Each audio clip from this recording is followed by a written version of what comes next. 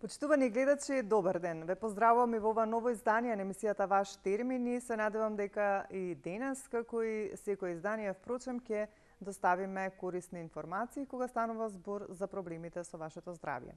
Меѓутоа, денеска ќе зборуваме од еден друг аспект кој што е секако поврзан и tekako со вашето здравје. Често пати во секојдневниот живот секој од нас се случило да се разболе од некоја причина и да мора да консумира антибиотици.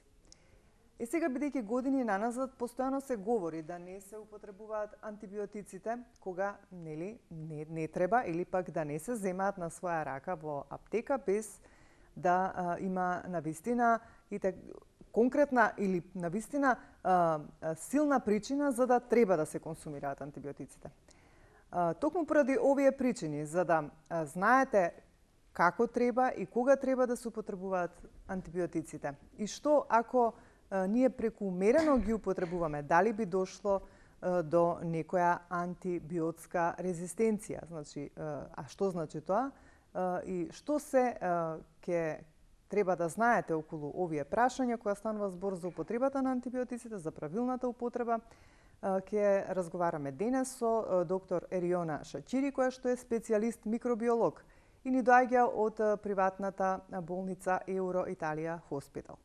Меѓутоа, пред да поздравам доктор Ериона, би сакала од режија да го пуштат прилогот кој што, како и секоја емисија, нели го подготвуваме на оваа тема, а тоа е за антибиотиците и нивната примена.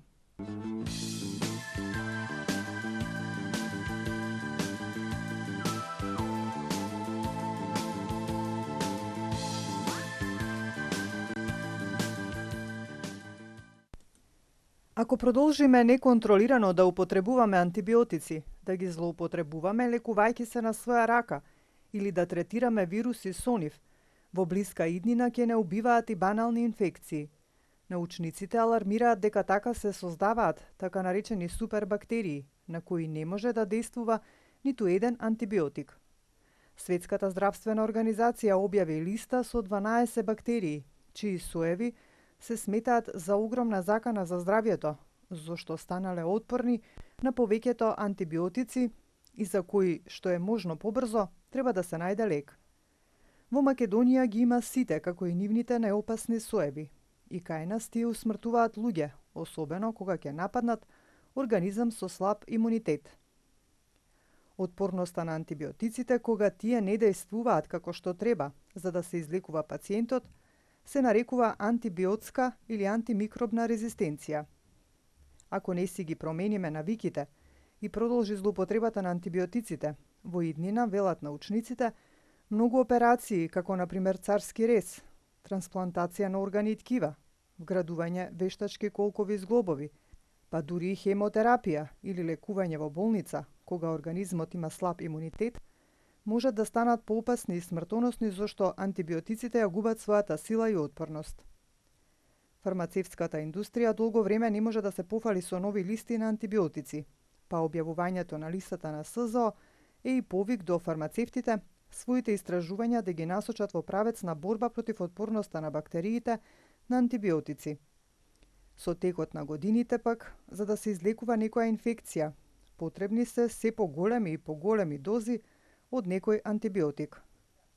Бактериите поради честото пиење антибиотици толку мутирале, што имаат вградени механизми со кои бараат нови начини на преживување, а плюс опасност е што тој генски материјал може да го пренесат и на други бактерии. Опасните бактерии на листата на СЗО се поделени во 3 групи.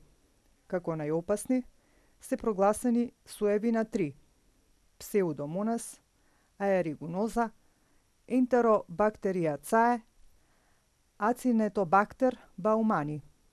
СЗО вели дека наоѓањето убиец за нив е апсолутен приоритет. Во Европската Унија умираат по 25.000 лица годишно поради напади на супербактерии. За споредба, во сообраќање несреќи умираат 35.000. Кај нас ваква евиденција не се води. Во Европа најниски стапки на резистенција има во скандинавските земји. Кај нас антибиотици се даваат двојно помалку од порано, што е добро, но и понатаму примаме двојно повеќе од северните земји. Значи имаме уште многу работа. Во скандинавските земји антибиотик добиваат 30% од пациентите што се соочуваат со респираторни инфекции, а таму се смета дека овој процент е висок и треба да се намали. Антибиотиците се примаат за да се излекуваат бактериските инфекции.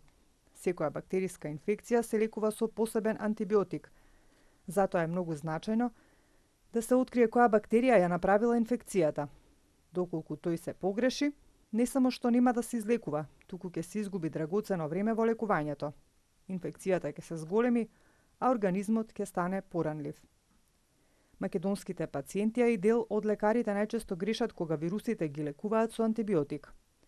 Овие лекови не действуваат на вируси, па залудно се земаат кога има вирусна инфекција.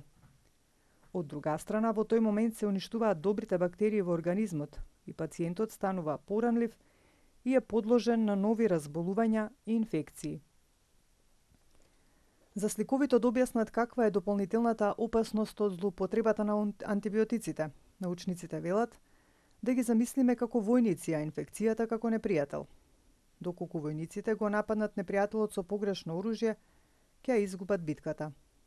Во исто време, бактериите кои го создале непријателот на организмот ќе станат посилни и ќе мутираат, приспособувајќи се на напади од различно оружје. Новите мутации или супербактериите обично се јавуваат во болнички услови и усмртуваат веќе заболени. Се смета дека ако светот не реагира веднаш за антибиотската резистенција, супербактериите ќе усмртуваат по еден човек на секои 3 секунди до 2055 година.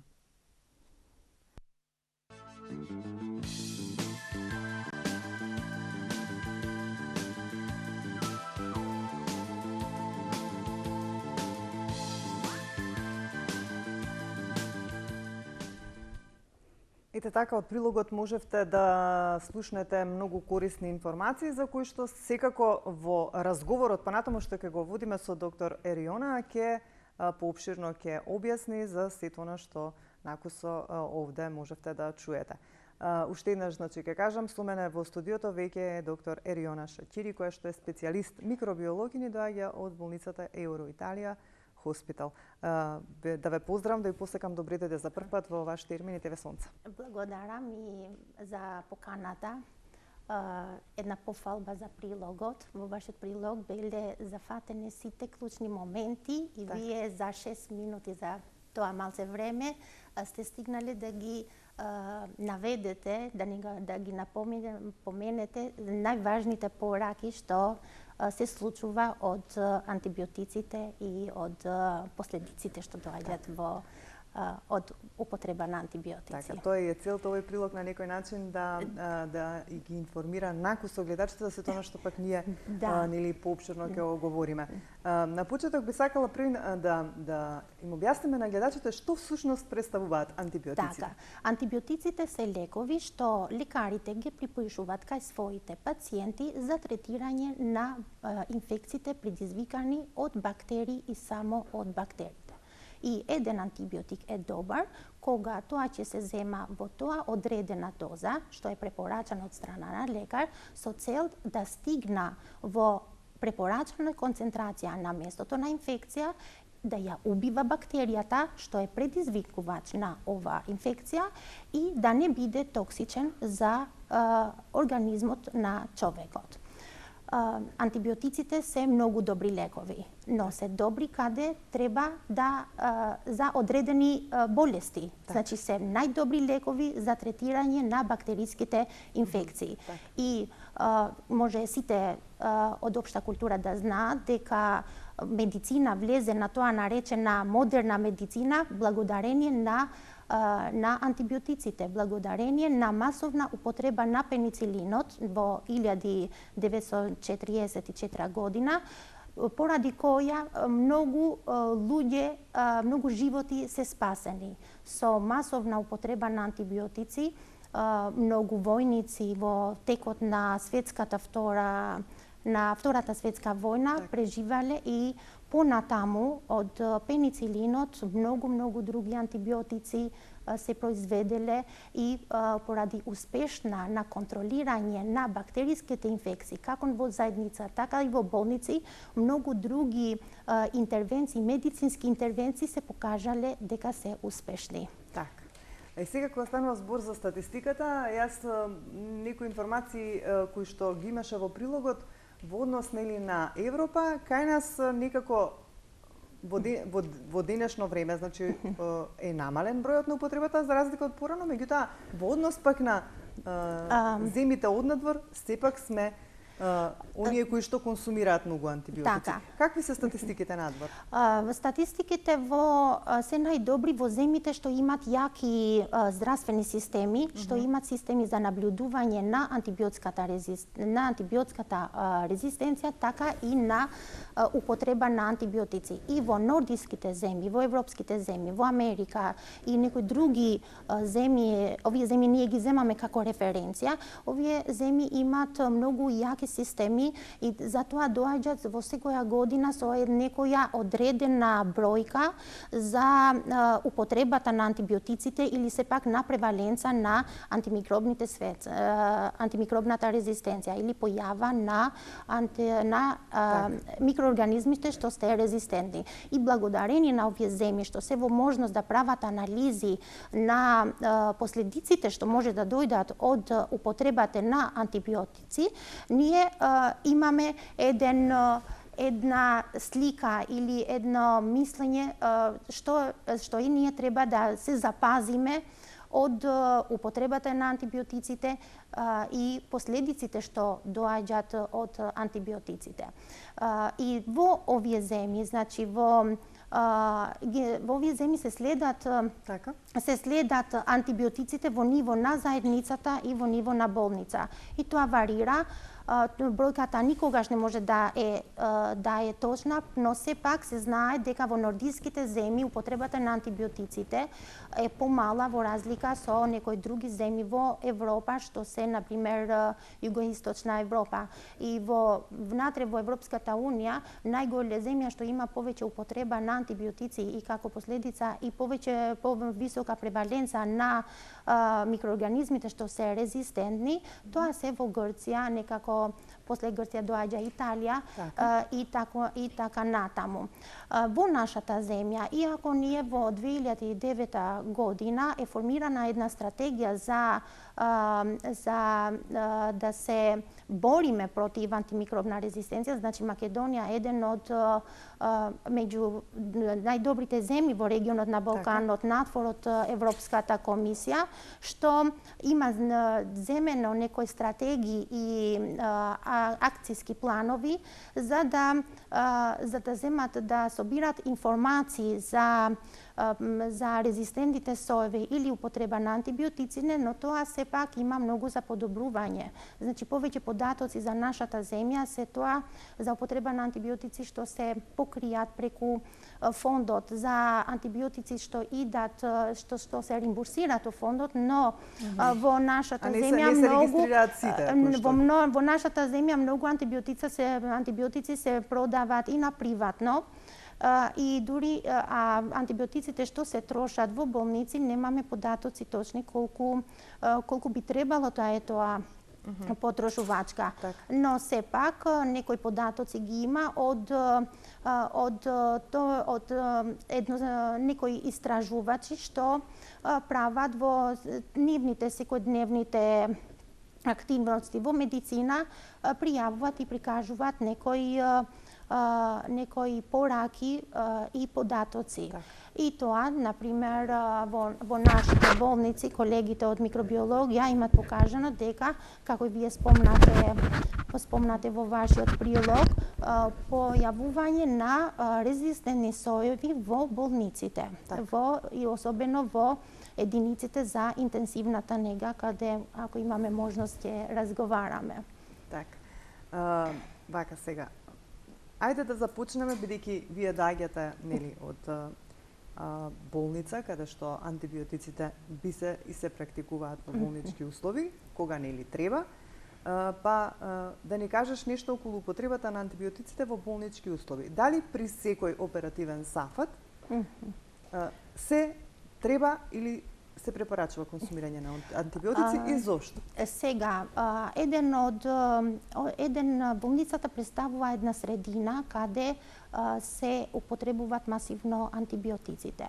Сега, кога правиме една разлика, кога повеќе се употребуваат антибиотици во болница или во заедница, тоа секако во заедница, бидејќи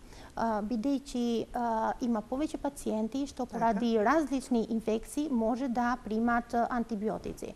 Во болница секако зависи од диагнозата. Има, значи, во хирушките одели, еден каде повеќе е потребен, мора да се употребува антибиотиците се хирушките интервенции. Докажано со истражувања дека 80% од инфекции што тоа се вика на англиски surgical site infections, значи да се превенират инфекциите во местото на каде ќе се случува хирушката интервенција, значи преваленца на појава на овие инфекции се намалува со 80%. Но од другата страна постои една опасност, бидејќи со употреба на антибиотиците поради хирушка профилакса, тогаш се расте можността да се развијат резистентни микроорганизми. И многу е важно за колку време тоа профилакса треба да се користи. Дали треба за една доза, дали треба за еден ден или повеќе од еден ден, тука остана, тоа е мултидисциплинарна работа, се прават протоколи каде се вклучуваат и клиничари, хирузи, се вклучуваат доктори за контрола на инфекција. Би требало дека кога се формираат протоколите за емпириска терапија, тоа е емпириска терапија, бидејќи овие пациенти немат инфекција, но хирургите, уствари докторите, ги препишуваат за да превенираат една инфекција. И кога инфекција ќе се зема во болница, тоа се вика интраспитална инфекција. Од самата употреба на антибиотиците, тоа предизвикува еден фактор за појавата на резистенција, на микроорганизам резистентен. Многу е важно кој антибиотик ќе се користат. Дали се користат антибиотиците со широк спектар или со понизок спектар. И важно е дека овие системите за сурвејланса треба да постојат за тоа да се менуваат антибиотиците. Например, тука многу е важно да се објаснува механизмот на развој на резистенција. Значи, овие резистентни микроорганизми ги има секаде. И овие постојат од многу време наназад. Дури антимикробните резистенции постоеле пред да се употребуваат антибиотиците. И бидејќи овие резистентни микроорганизми преживавале и се стари колку е стар и светот, значи они имаат развиен еден механизам што можат да преживуваат. И најглавниот фактор што ги прави микроорганизмите да станат отпорни е употреба на антибиотиците. Тоа би значило колку повеќе употребуваме антибиотици, толку помалку отпорност ќе имаме кон нив или нема да ни делуваат можеби кога навистина ќе ни биде потребно?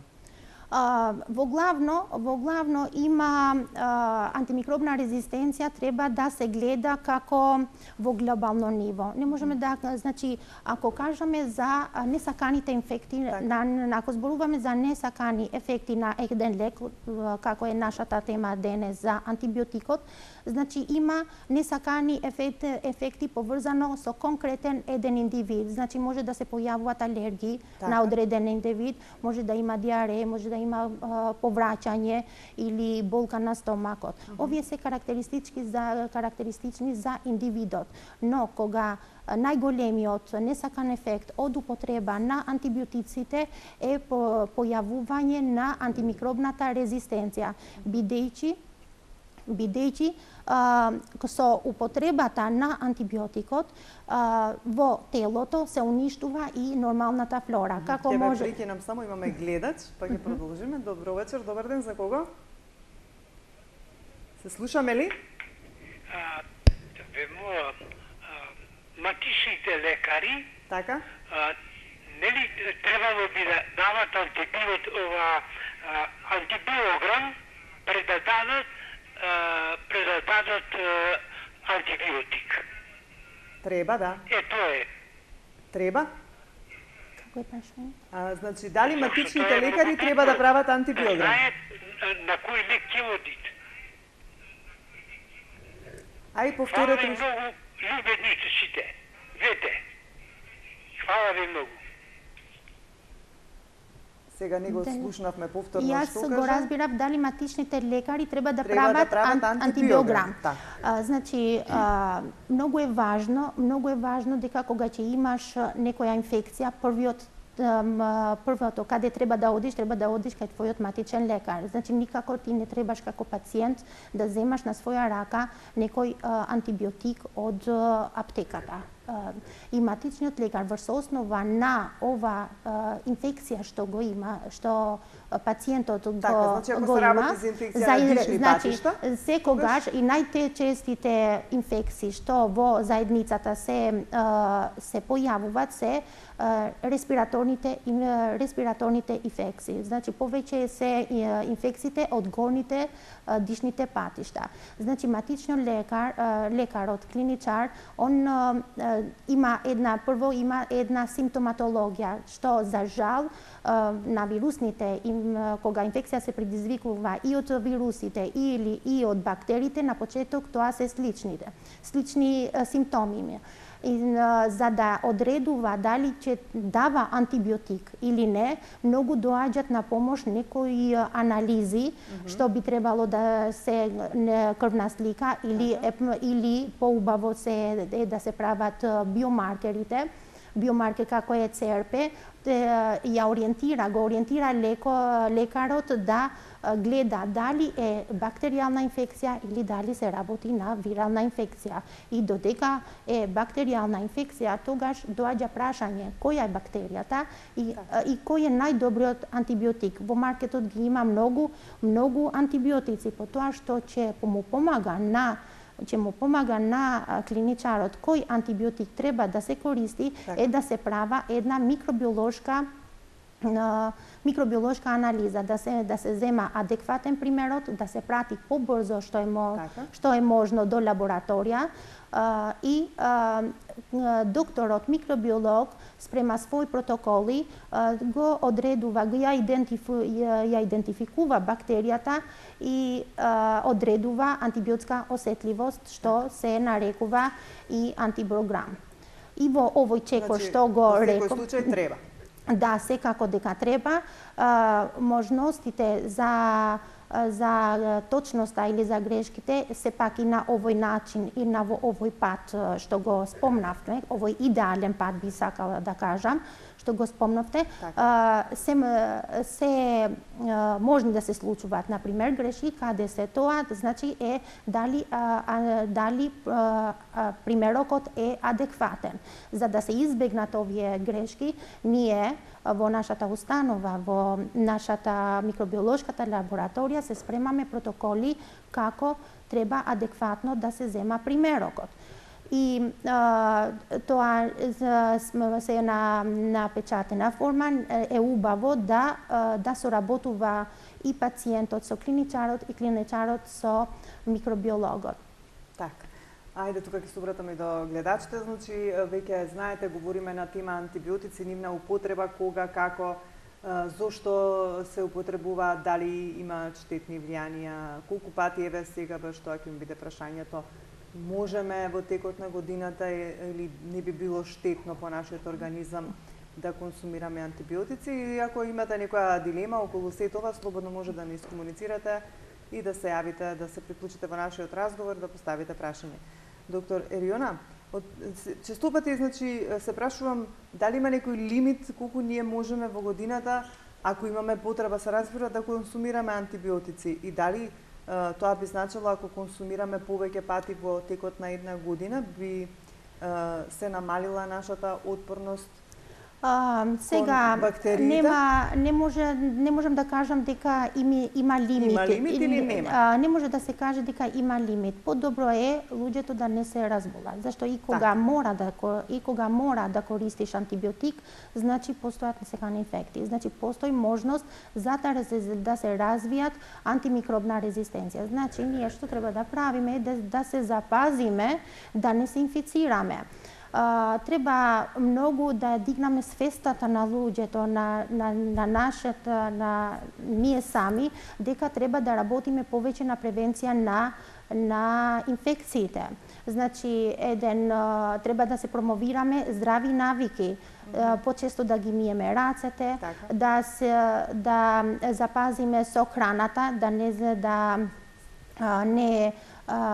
значи да користиме безбедна храна. И кога зборувам на тоа има две аспекти. Дали се зборува за храна што се третира со висока температура, например, како тоа да го поврзувам со антимикробна резистенција, многу антибиотици се користат кај животните. И со тоа антимикробна резистенција, овие резистентните микроорганизми се развијат и кај животните.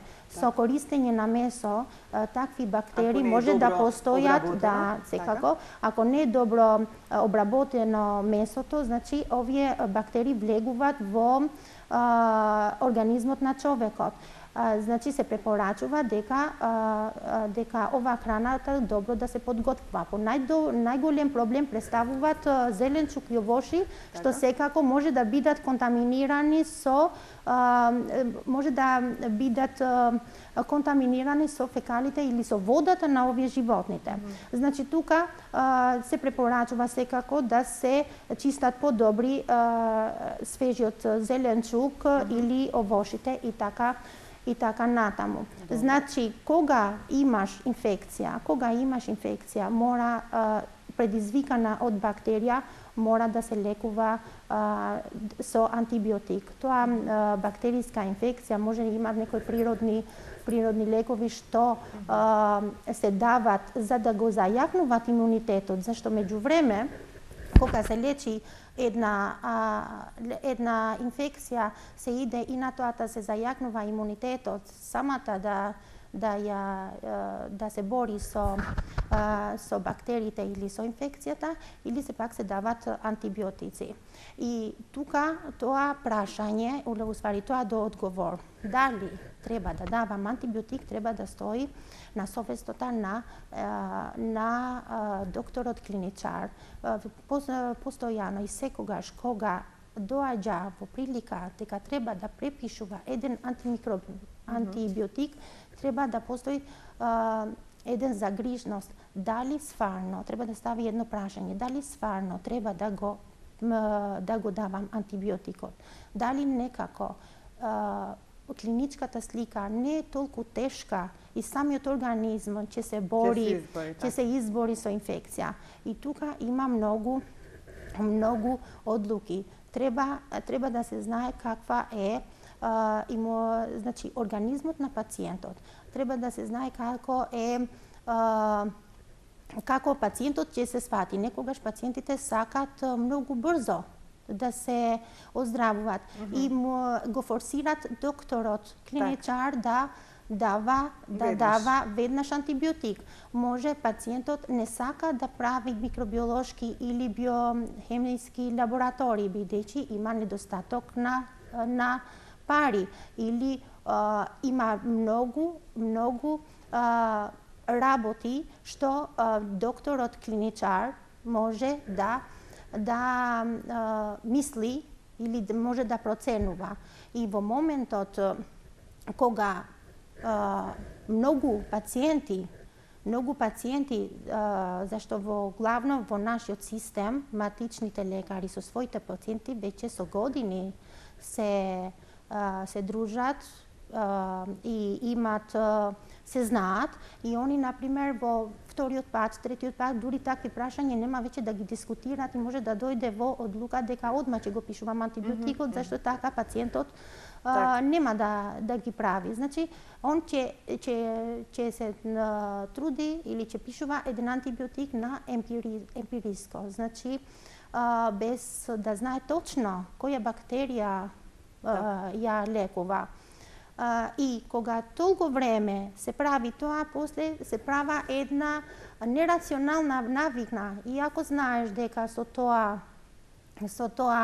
не е најдобро решение, значи и многу лошо е да се одвикнаш од некои навики што со години си ги правила. Затоа целата на овие емисии, сакам да спомнам дека во цела година, значи во ноември е неделата на дигнање на свестата за луѓето за рационална употреба на антибиотиците и на антимикробна резистенција. Со тоа дека сите ние треба да соработиме. Да соработиме, бидејќи ако антибиотиците биле тоа, епоката на антибиотиците, што поради нив има многу успехи во сите областите на медицина, во иднина ќе дојдеме на една епока што ќе се вика епока на постантибиотици, што ќе биде слична со епоката на пред или црната епока. Интересно беше, тука имавте еден податок дека би починале повеќе луѓе отколку заболени од рак. Сега би сакала да кажам дека во сегашното време, ако кажуваш дека, например, даваш некоја информација дека број на канцер се расти до тоа ниво, тоа ќе биде една проблематично или сите гледачи или сите луѓе ќе бидат загрижени. Но според анализите правени од земји како Англија и други европски земји што имат многу јаки, како рековме, системи за надзор, они предупредуваат дека до 2050 година повеќе луѓе ќе умират токму од инфекциите предизвикуваат од антимикробни, од микроорганизми што се резистентни. И тоа го рачунат како 10 милиони луѓе во целиот свет ќе умрат токму од резистентни. Тоа до 2050 година, што не е многу далеку. А меѓувреме сега во тој момент што ние сме сега, умират околу 700.000 луѓе од инфекции предизвикувано од овие што ги спомнавте супербактериите, доколку од канцер умират околу 8 милиони луѓе. Докторе Виона, супербактерии, еве и во прилогот имавте спомнато додека нели одеше, можевме да чуеме. Значи, супербактериите се создаваат како? Да објасниме покукнато нашите гледачи. Кога не користиме соодветен антибиотик или пак кога користиме често антибиотик? Сега двете се. Значи ние бактериите ги класифицираме како грам негативни, грам позитивни на две групи.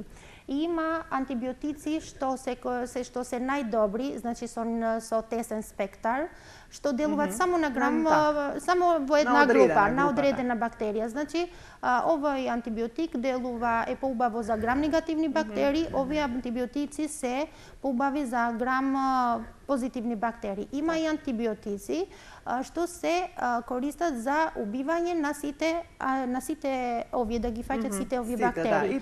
И во главно, кога се користат антибиотиците со широк спектар, кога антибиотиците се препишуваат емпириски, се оди на тоа да се дават со широк спектар. Тука, значи, и како и за децата, така и во болниците. Значи, супербактериите се овие бактерии што се резистентни на многу антибиотици. Мене ми беше многу интересно што вие го искористивте Acinetobacter baumannii. Acinetobacter baumannii е една бактерија што се појавува веќе во болниците. И од една палета од околу 12, например, антибиотици, кога ги фаќаме пеницилините, цефалоспорините, од втора, трета генерација карбапенемите, од сите овие бактерии, антибиотици, што се добри антибиотици за да ги лекуваат некои бактерии, Acinetobacter baumannii е осетлив само на колистин. И колистин е еден антибиотик што е потоксичен. Потоксичен, не се користи толку често во секојдневна, бидејќи не е најдобриот антибиотик. Но овие бактерии, супербактерии, се на многу антибиотици се резистентни и останат само без решение, че го користиш еден друг антибиотик што не е најдобар. Сакате да кажете дека антибиотикот што го спомнате за соодветната бактерија не е добар да се консумира? Сакам да кажам дека со појавата на мултирезистентни микроорганизми немаш веќе избор. Немаш веќе избор зашто не се производени нови антибиотици. Нема антибиотици кои што би ги излекувале. Што е проблемот? Проблемот е дека немаме веќе антибиотик. Значи, проблемот стои во недостаток на антибиотици и има две проблеми зашто нема нов антибиотик. Значи, нов антибиотик нема зашто во главно до сега фармацевските компании се базираат на производство на нови антибиотици базирани на механизмите на дејство. Има околу 5 механизми на дејство како антибиотикот че ја убива бактеријата. И бактеријата има една карактеристика. Значи, со појавување на резистенција на еден антибиотик од една група, имат одма афинитет или способност и сите антибиотиците од истата група да станат нефункционални. Значи, бактеријата биде резистенција кон сите антибиотиците на истата група. Тоа е прва причина што во досегашните истражувања не е најден некој нов механизам на дејство да се одредува или да се произведува некој нов антибиотик. Од друга страна, може да немаат кост-бенефит, бидејќи со појавување, со производство на новиот антибиотик, тоа треба да се чува за итни случаи. Значи, тој антибиотик што се користи, што се произведува, нема да се продава. Значи, фармацевските компании немаат кост-бенефит зашто да произведуваат нови антибиотици. Друга страна е да има недостаток на средства во истражување на гените на овие микроорганизми што се резистентни. Значи, има многу фактори. Затоа Немаме уште многу време, сакам уште 2-3 прашања да ви поставам. Значи, обично се вели доби инфекција со таа и таа бактерија или ја добив таа бактерија. Дали на вистина ние ги добиваме бактериите, бидејќи сите знаеме дека ние секојдневно сме обкружени со секаков вид на бактерии и не можеме да се заштитиме 100%. Меѓутоа, прашањето ми е дали ние всушност тие бактерии си ги носиме и кога тие прават проблем? Сега, во нашиот организам постои тоа што се вика нормална флора. Значи, ние не можеме да живееме без овие бактерии. Сега проблем со овие резистентни микроорганизми, ние и така ги имаме во нашето тело. Многу има во едно место што не предизвикува проблем. одредени бактерии прават проблем кога они ја менуваат локација. Например, бактериите од гастроинтестиналниот тракт, кога ќе стигнат во урина што треба да бидат стерилна, ќе се размножуваат и ќе предизвикуваат цистит, уринарна инфекција. Или може во пулмоните, или може во крвотокот. Значи, ние ови бактерии ги носиме со нас. Работата е сега, и тоа во разлика со овие другите, што вие ги нарекувавте добри бактерии, они се во мала количина.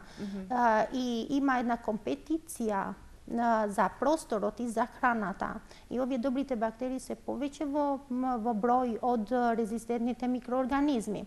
Со земање на антибиотик се убива нормална флора, се уништува нормална флора, се уништуваат овие добрите бактерии и има доста простор за да се размножува резистентната бактерија. Со повеќе број со поголем број на резистентните микроорганизми, овие се и поопасни, значи имаат факторите на вируленција на овие микроорганизми се појаки. Они освен тоа пренесуваат своите гени во други бактерии што останат чувствителни и така ја пренесуваат, имат можност да предизвикуваат некоја инфекција. И тоа што е најстрашно е пренесувањето во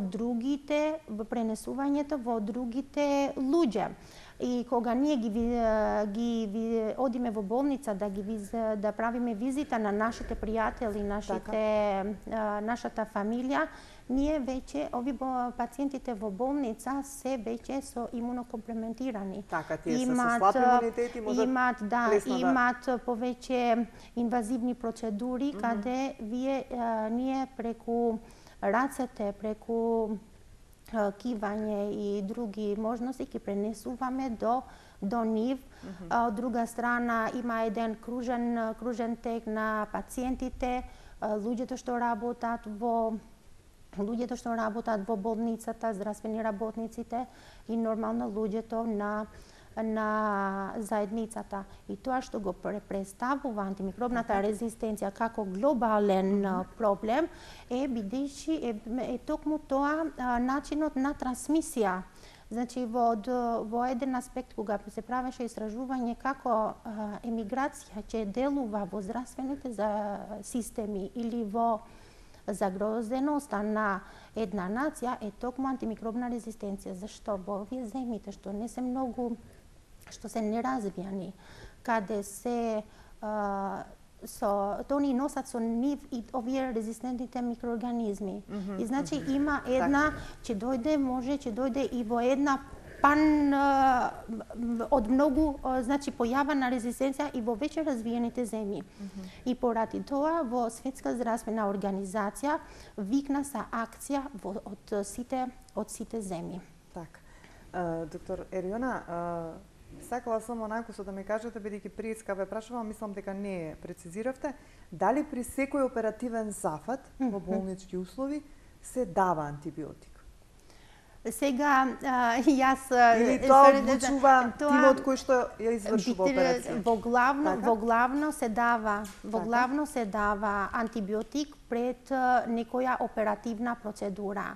Но прашањето е кој антибиотик ќе го даваш и за кој и со која доза. Само начинот на типот на хирушка. Дали ве консултираат како микробиолог? Јас сега во ова установа каде работам, ние формираме имаме една мултидисциплинарна соработка. И токму за тоа дали, значи на хирургите дали дават антибиотици, може во некоја друга емисија нашиот хирург да ви објасни подетално. Во главно во една болничка установа мислењето на микробиологот е многу важен за давање на антибиотиците. Зашто? Да, секако имаме комуникација од тоа, бидејќи микробиолозите, уствари микробиологот, ја следува резистенцијата и употреба на антибиотиците.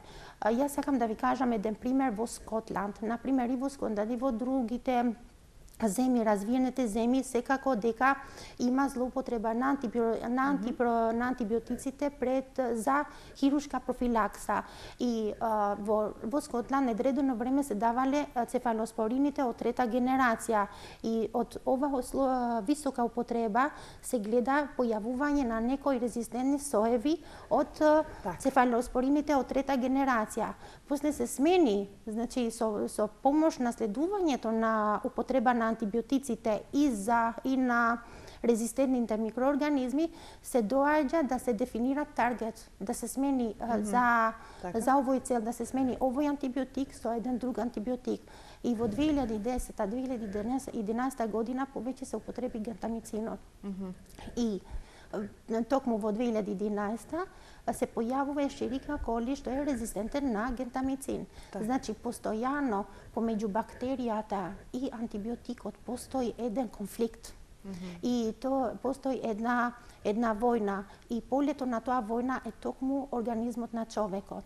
Работата е како ние сите заедно ќе делуваме и ќе помагаме за да спречиме тоа фаталниот ауткам што ќе дојде од оваа војна. Ние никако не можеме да ги спречиме тотално за да стигнеме во бројката 0, но голем број на појава на резистенција можеме да го спречиме. Така. Немаме многу уште време, некако како за крај да направиме еден заклучок и една порака до нашите гледачи за да не им се случи антимикробна резистенца. Сега тоа ќе биде нешто слично како вашиот прилог, значи не купувајте, не употребувајте антибиотици на своја рака.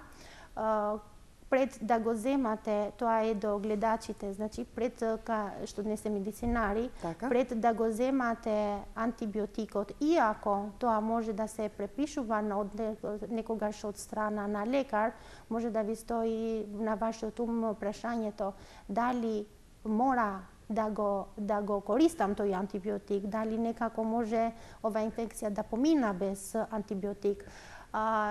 Сакам да кажам дека треба да барат повеќе здравствени услуги за цел да помагат на лекарите за одредување за дефинирање на инфекција, дали е бактеријална или вирална. Тоа што јас би сакала да кажам дека нашата болница се наоѓа, например, во една рурална зона и сите пациентите во тоа околината може да ги користат нашите лабораториските услови, бидејќи и времето, колку брзо ќе делуваш да спречиш една инфекција е од многу важно. Така.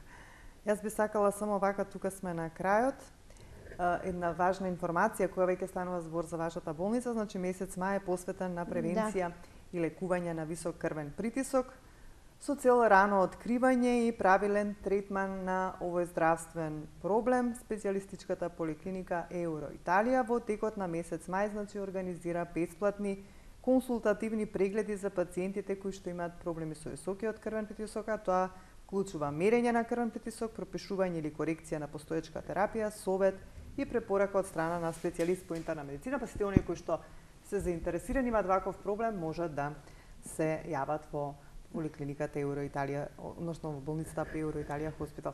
Значи, доктор Ериона, јас те благодарам за денешното учество во ваш термин, веќе немаме време. Уште еднаш вака еве јас кусок ќе повторам, значи нашите гледачи да внимаваат кога употребуваат антибиотици, секако да се консултираат со своите матични лекари и ако навистина е неопходно, само тогаш да ги примаат и да ги направат сите оние испитувања за кои што се јави гледачот, не само да се препише туку така антибиотик, туку да направат навистина испитувања кои што ќе потврдат тоа дали и која бактерија има и да се Кој е земе најдобриот антибиотик, за да се излечи инфекцијата на таа бактерија. Ти благодарам уште еднаш и се надевам некоја следна прилика пак малку нешто повеќе ќе говориме околу микробиологијата, бидејќи е навистина широка област. Не знам уште колку минути имате време, значи улогата на една микробиологија лабораторија и микробиолозите во болница е многу од голема важност во повеќе во идентификување во овие совите резистентни микроорганизми, во идентификување на изворите каде може да се наоѓаат во една болничка установа и секако во контролата на инфекции. И ние сме на располагање да контактираме и да даваме секако годишно бесплатни совети за нашите пациенти. Тука веќе ќе мора да завршиме. Ти благодарам уште еднаш и јас ќе ги поздравам нашите гледачи, ќе им посакам убав остаток од денот. Имате добро здравје, грижете се за своето здравје. Ние повторно се гледаме за 7 дена во исто време.